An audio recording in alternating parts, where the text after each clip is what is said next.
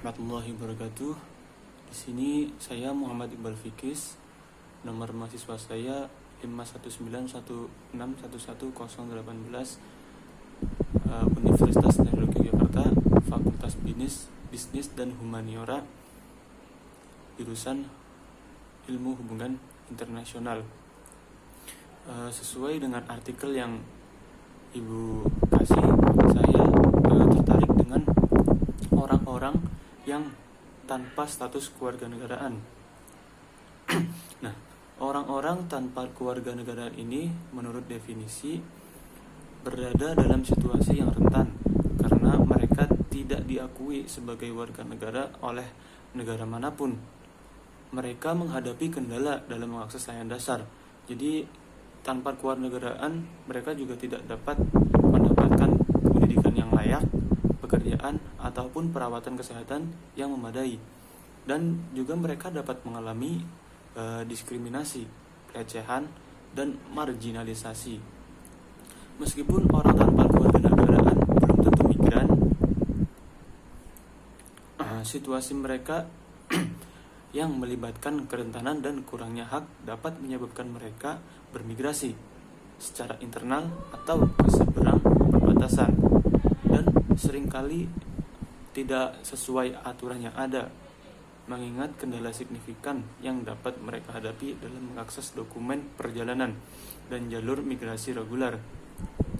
Nah, untuk pertama kalinya UNHCR menyertakan pengungsi Rohingya di Bangladesh dan IDP di negara bagian Rakhine, Myanmar dalam data tahun 2017 dan 2018 tentang orang-orang tanpa kewarganegaraan. Mengingat ukuran populasi ini dan bahwa mereka sebenarnya tidak memiliki kewarganegaraan dan juga pengungsi, Bangladesh dan Myanmar masing-masing adalah negara dengan populasi orang tanpa kewarganegaraan terbesar pertama dan ketiga di dunia pada tahun 2018, yaitu sekitar 906.000 orang tanpa kewarganegaraan di Bangladesh dan 620.000 orang tanpa kewarganegaraan di Myanmar. Pada gambar ini menunjukkan negara-negara lain dalam 10 besar pada tahun 2018. Pantai Gading berada di posisi kedua dengan 692.000 orang tanpa kewarganegaraan, termasuk sebagian besar orang yang dianggap sebagai orang asing setelah kemerdekaan negara tersebut, serta keturunan mereka. Lalu Thailand pernah menduduki populasi terbesar keempat dari orang-orang tanpa kewarganegaraan pada tahun 2018, yang sebagian besar terdiri dari masyarakat adat dan etnis. Latvia melaporkan hampir 225.000 orang tanpa kewarganegaraan dengan sejumlah besar etnis Rusia yang belum dapat melakukan naturalisasi karena undang-undang kewarganegaraan negara tersebut.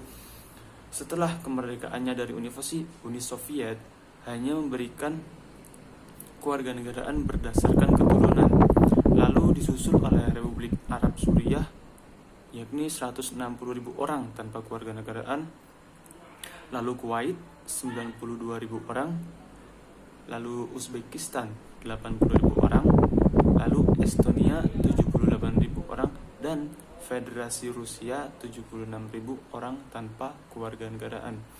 Dalam hal proporsi populasi nasional, lebih dari 11% populasi Latvia tidak memiliki kewarganegaraan, diikuti oleh Estonia di mana jumlah orang tanpa kewarganegaraan mencapai hampir 6%.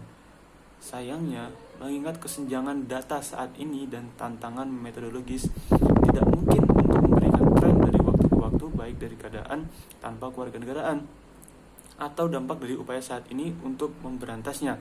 Meskipun rencana aksi global UNHCR untuk mengakhiri keadaan tanpa kewarganegaraan pada tahun 2024 telah memberikan hasil yang nyata sejak 2014.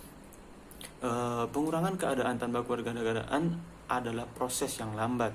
UNHCR mencatat ada 56.400 orang yang tidak memiliki kewarganegaraan yang dilaporkan di 24 negara yang memperoleh kewarganegaraan atau yang kewarganegaraannya telah dikonfirmasi pada tahun 2018, terutama di Kazakhstan, Kirgistan, Federasi Rusia, Swedia, Tajikistan, Turkmenistan, Uzbekistan, dan Vietnam.